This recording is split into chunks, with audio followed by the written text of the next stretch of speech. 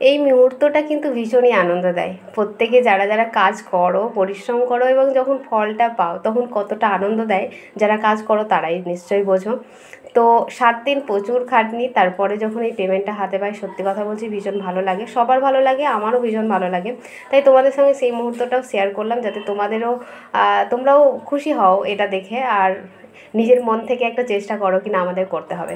তো চলো ভিডিওটা শুরু করা যাক। তো আজকে আমি তোমাদেরকে দেখাচ্ছি, মানে এটা গতকাল রাত্রের আমি সমস্ত কিছু, যেহেতু হঠাৎ করে দিদির মানে গ্রামের বাড়ি আসার কথা, তো ভাবলাম চলো এগুলো যা যা হয়েছে, দিদি বললো কি যেটাই হয়েছে সেগুলোই তুমি নিয়ে এসো। তো এখানে আমি 13 পিস চুড়িদার আর 3 পিস ব্লাউজ কমপ্লিট করতে পেরেছি এক সপ্তাহের মধ্যে। আর কিন্তু করতে পারিনি, শরীরটা মাঝখানে খারাপ ছিল, একটু উপোস ছিল, পুজো ছিল, তো অনেকটাই সময় চলে গেছে ওতে, তার জন্য আমি কাজ কমপ্লিট করতে পারিনি। তো যেগুলো যেগুলো ছিল সমস্ত কিছু আমি বের করলাম, কারণ কি এগুলো সমস্ত কিছু আয়রন করতে হবে, কারণ সমস্ত কিছু আমাকে ডেলিভারি দিতে হবে। তো এগুলো সমস্ত কিছু আয়রন করতে হবে। তো এখানে কিন্তু আবার 2টো চুড়িদার আর 3টে ব্লাউজ, এটা কিন্তু আমার নিজস্ব কাস্টমারের, আর দিদির যেগুলো কাজ আছে সেগুলো কিন্তু আলাদা। তো এইগুলো আমি সমস্ত কিছু আয়রন করে নেবো। তো চলো আয়রন করে নিই। আর তোমাদের এই ভিডিওগুলো ভীষণ ভালো লাগছে, আমি জানি তোমরা এই ভিডিওগুলো বেশি পছন্দ করছো, তো তোমাদের জন্য কিন্তু এরকম ভিডিও নিয়ে আসছি। আর তোমরা অনেকেই জানতে চেয়েছো কি দিদির বাড়ি কোথায়, দিদি কাজ দেবে কি না। তো দেখো দিদি ওই রকমভাবে দিতে পারে না, মানে এমন নয়। তো এটা দিদির তো কি বলবো, এটা তো দিদির রেডিমেড কাজ নয়, কাস্টমারের কাজ, আর যাদেরকে দেয় তাদেরকেই দিবে, ঠিক আছে। ওরকমভাবে হয়তো দিদি দেবে না, তোমরা ভাবছো কি হয়তো যে যাবে তাকে কাজ দেবে, সেটা কিন্তু নয়। তো আজকে আমি দিদিকে সেটাই বলছিলাম, তো দিদি বলছে কি না না ওরকমভাবে বলো না, তাহলে হয়তো অনেকে ভাববে কি আমি হয়তো সবাইকে কাজ দিই, আর আমি তো ওইভাবে কাজ দিতে পারবো না। তো আমার যেই কজন আছে সেই কজন আমার কাজের জন্য যথেষ্ট। তো চলো একে একে এরকমভাবে আয়রন করে নিই। আর তোমরা কীভাবে আয়রন করো অবশ্যই কিন্তু কমেন্টে জানাবে। আমার কিন্তু নর্মাল এমনি আয়রন, কোনো রকম মানে তো আমার কাছে কিন্তু কোনো স্টিম আয়রন নয়, এটা নর্মালি আয়রন যেটা থাকে। তো এখানে দিদির কাছে একটা পায়জামা পিস আমার কাছে চলে এসেছিলো, তো বললো তুমি পাড়টাকে কেটে নাও, ওটা তুমি মানে কামিজে লাগিয়ে দেবে আর আমাকে পিসটা দিয়ে দাও। তো ওটা ভুলে গেছি, আমি অনেক সময় এটাই করি, বলে দিদি কিন্তু ভুলে যায়।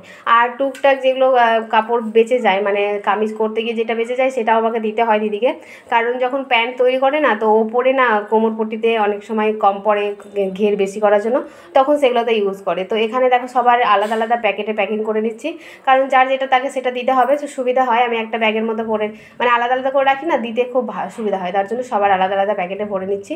নিয়ে এবার যাব, সকালই উঠে যাব গ্রামের বাড়ি। তো খুব সকালে বেরোবো না, কারণ একটু দেরি করেই বেরোতে হবে, একটু কাজ আছে, সকাল সকাল বেরোনো যাবে না আজকে। তো একটু দেরি করে যাব। আর কারণ কি বলো তো, গ্রামের বাড়ি যাওয়ার কারণই হচ্ছে আজকে একটা নিমন্ত্রণ আছে, সেখানে যেতে হবে।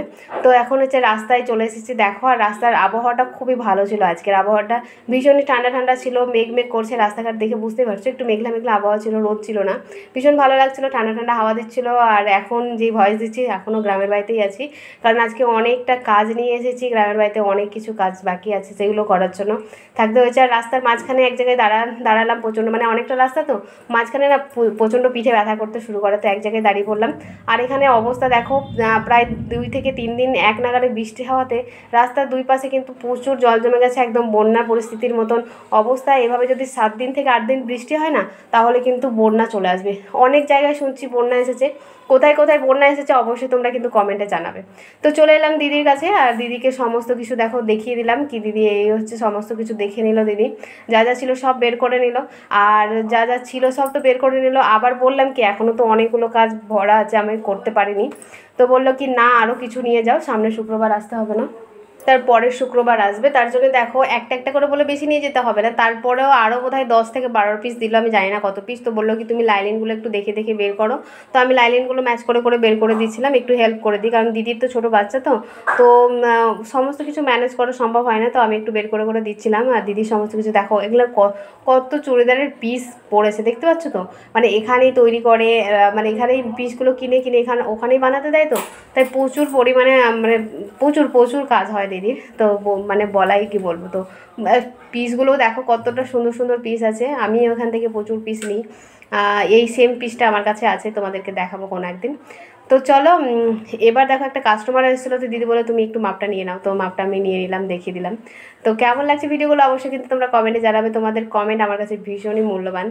আর এরকম টাইপের ভিডিও দেখতে চাইলে তোমরা অবশ্যই কমেন্টে জানাবে, আমি তোমাদের এরকম টাইপেরই দেখাবো। তো দিদির কাছ থেকে চলে এসেছি আমাদের গ্রামের বাড়িতে। তো গ্রামের বাড়িটাও তোমাদেরকে একটু সামান্য ঘুরিয়ে দেখিয়ে দিলাম। এটা হচ্ছে আমাদের পাকা বাড়ি, আর এখানে দেখো অনুষ্ঠান বাড়ি যাওয়ার জন্য একটু রেডি হয়ে নিলাম। তো কেমন লাগছে আমাকে দেখতে অবশ্যই কিন্তু কমেন্টে জানাবে। তো ভিডিওটা কেমন লাগলো অবশ্যই জানাবে।